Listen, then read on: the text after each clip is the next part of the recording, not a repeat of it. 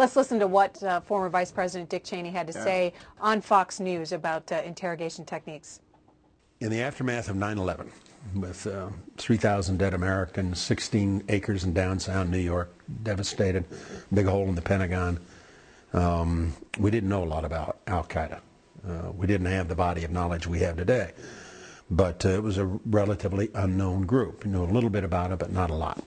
We also, in the aftermath of 9/11, within a very short period of time, were faced with the anthrax attacks.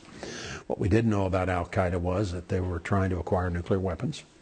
So we had serious concerns, if I can put it like that. In short order, we were faced with the possibility of the al+Qaeda network, the black market selling of nuclear weapons technology, the enrichment facilities, the feedstock and weapons design by al+Qaeda out of Pakistan to the Libyans, the Iranians, and the North Koreans. And obviously one of the questions that come up then is the al+Qaeda in Pakistan with this technology and capability dealing with Osama+bin+laden. He may be in Pakistan too. All those kinds of issues meant we had to collect good first-rate intelligence about what was going on so we could prepare and defend against it. And that's what we did. Michael+isikoff? I've got to say, sometimes the former vice president says the most amazing things. I just listened to that. I hadn't heard the full clip.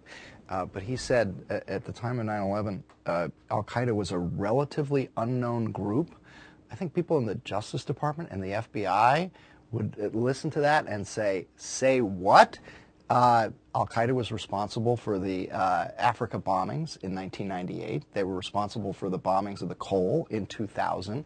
They were the principal cause of red alerts being given to the Bush White House in the spring and summer of 2001 before 9/11 for the vice president, former vice president, to say that al-Qaeda after 9/11 was relatively unknown. There was a wealth of information in the United States government about al-Qaeda, who al-Qaeda was. There was a wealth of information about what they were up to, including their interest in acquiring nuclear weapons, which had been laid out in testimony in federal court in the spring of 2001. I'm just, you know, I just heard the vice president say that, and I'm saying, you know, sometimes he really does need a fact checker to vet